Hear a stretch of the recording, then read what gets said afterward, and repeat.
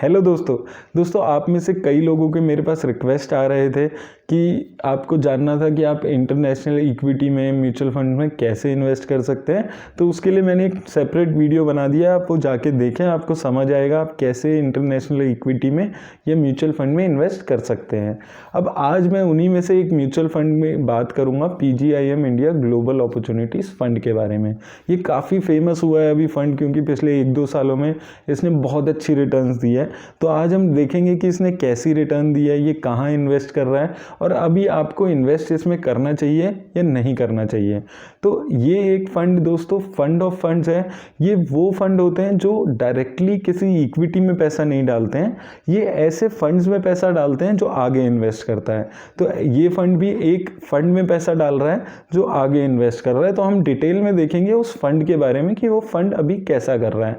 तो आइए देख लेते हैं इस वीडियो में। दोस्तों जैसे कि मैंने आपको बताया था, ये एक फंड ऑफ फंड्स है और ये मेजर अपना पैसा किसी एक फंड में लगाता है। तो अभी ये PGIM Jennison Global Equity Opportunities Fund में अपना मेजर पैसा लगा रहा है। 96% के आसपास पैसा इसने अभी इस फंड में लगाया हुआ है। अगर हम लॉन्च डेट की बात करें तो ये फंड जनवरी 2013 में पहली बार लॉन्च हुआ था। और अगर हम इसका एसेट साइज देखते हैं तो 677 करोड़ के आसपास का एसेट अभी ये मैनेज कर रहा है। अगर हम एक्सपेंस रेशो पे बात करें तो इस फंड का एक्सपेंस रेशो अभी 1.34% चल रहा है, जो इसकी कैटेगरी एवरेज 0.71% से काफ़ी ज़्यादा है। लगभग डबल है इस फंड का जो एक्सपेंस रेशो है कैटेगरी एवरेज की अगर हम बात करते हैं। अब आइए देख लेते हैं कि इस फंड में SIP कितने से आप शुरू करा सकते हैं। तो आप मिनिमम 500 रुपये से SIP शुरू करा सकते हैं और अगर आपको लमसम इन्वेस्टमेंट करना है तो कम से कम 5,000 रुपये से आपको इसमें शुरुआत करनी होगी। अब अगर हम इसमें एग्जिट लोड देखते हैं तो अगर आपने अपना लगाया हुआ पैसा 90 दिन के अंदर निकाल लिया तो 10% पैसे पे आपको कोई एग्जिट लोड नहीं देना होगा।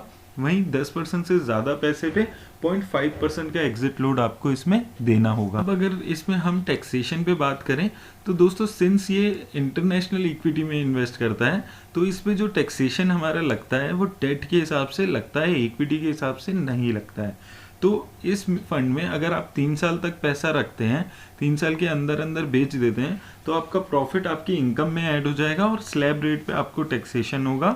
वहीं अगर आप 3 साल से ज़्यादा रखते हैं तो आपको 20% इसमें इंडेक्सेशन के बेनिफिट के साथ टैक्स देना होगा।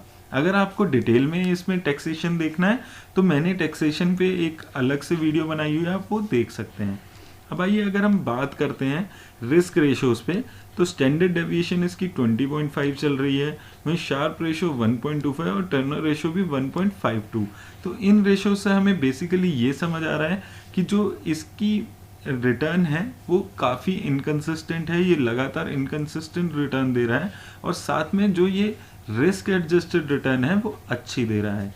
तो दोस्तों अब आइए देख लेते हैं कि इसने किन कंट्रीज़ में ज़्यादा पैसा लगा हुआ है, किन कंपनीज़ में ज़्यादा पैसा लगा हुआ है इस फंड में। तो अगर हम सबसे पहले बात करें कंट्रीज़ पे तो सबसे ज़्यादा जो ये फंड इन्वेस्ट कर रहा है वो US की कंपनीज़ में इन्वेस्ट कर रहा है 58.47%, वहीं यूरोजोन में 21%, एशिया इमर्जिंग मार्केट में 8% के आसपास, वहीं लैटिन अमेरिका में 5% और कनाडा में भी 4% के आसपास पैसा ये लगा रहा है। तो मेजर ये US की कंपनीज में ही ज़्यादा इन्वेस्ट कर रहा है।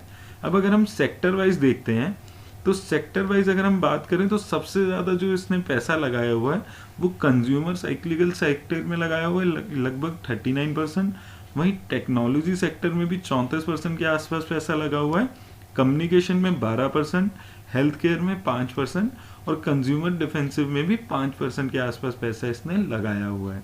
अब आइए देख लेते हैं कि मेजर कौन सी कंपनीज है इस फंड के पोर्टफोलियो में। अब अगर हम इसमें कंपनीज देखें तो इसने काफ़ी अच्छी अच्छी कंपनीज में इन्वेस्ट किया हुआ है, जैसे कि अमेजोन में भी है इसका, मार्केट डोलिवर में भी इसमें पैसा लगा हुआ है। उसी तरह टेस्ला, एडिन, एप्पल और नेटफ्लिक्स, शॉपिफाई जैसी कंपनीज भी इसने इन्वेस्ट किया हुआ है। तो ये टॉप 10 की कंपनीज हैं जो इसमें इन्वेस्ट किए हुए, काफ़ी अच्छी कंपनीज हैं। ये मेजरली सारी US की ही मेजरली कंपनीज इसमें हमें दिख रही हैं। अब आइए दोस्तों देख लेते हैं कि अगर आपने इस फंड में 10,000 रुपये लगाए होते तो उस 10,000 पे इसने आपको कैसा रिटर्न बना के दिया है। अगर हम 10,000 रुपये पे बात करते हैं तो एक साल में वो 10,000 रुपये आपका 17,000 हो गया, यानी कि 72% की रिटर्न वहीं 2 सालों में 21,000 हो गया है, यानी कि सिर्फ 2 सालों में इस फंड ने आपका पैसा डबल कर दिया है। उसी तरह 3 सालों में 23,000 रुपये हो गया है। 5 सालों में ये फंड आपको 31,000 रुपये बना दिए। वहीं अगर आपने जनवरी 2013 में इसकी स्टार्टिंग में ही आप पैसा लगा दिया होता तो ये आपको कम से कम 170% के आसपास की रिटर्न यहाँ पे बनती हुई दिख रही है। अब आइए देख लेते हैं SIP इन्वेस्टर्स के लिए इस फंड ने कैसा पैसा बनाया है। अब अगर हम इसमें देखते हैं SIP इन्वेस्टर्स की बात करें तो 1 साल में आपका लगाया हुआ 12,000 रुपये 17,000 कर दिया है इस फंड ने। वहीं 2 सालों में 24,000 रुपये 41,000 हो गया है। वहीं 3 सालों में 36,000 की लागत पे 68,000 रुपये हो गया है। और अगर हम 5 साल में देखते हैं तो 60,000 की लागत पे लगभग डबल ये पैसा आपका हो गया है, उससे ज़्यादा ही हो गया है। तो दोस्तों रिटर्न के मामले में ये फंड अच्छा कर रहा है, इसने काफ़ी अच्छी रिटर्न्स दी हैं, लेकिन फिर भी मैं आपको सजेस्ट नहीं करूँगा कि आप इस फंड में जाके इन्वेस्ट करें, क्योंकि जितनी इसने रिटर्न दी है उतनी इंडियन इक्विटी भी अभी रिटर्न दे रही है। मैंने काफ़ी म्यूचुअल फंड डिस्कस किए हैं जो इस म्यूचुअल फंड से अभी भी अच्छी रिटर्न दे रहे हैं। तो कोई लॉजिक नहीं बनता है कि हम सेम रिटर्न ज़्यादा रिस्क लेके कमाएं जब हम कम रिस्क लेके उतनी ही रिटर्न कमा सकते हैं। दोस्तों मेरी तरफ से आज इस फंड पे इतना ही।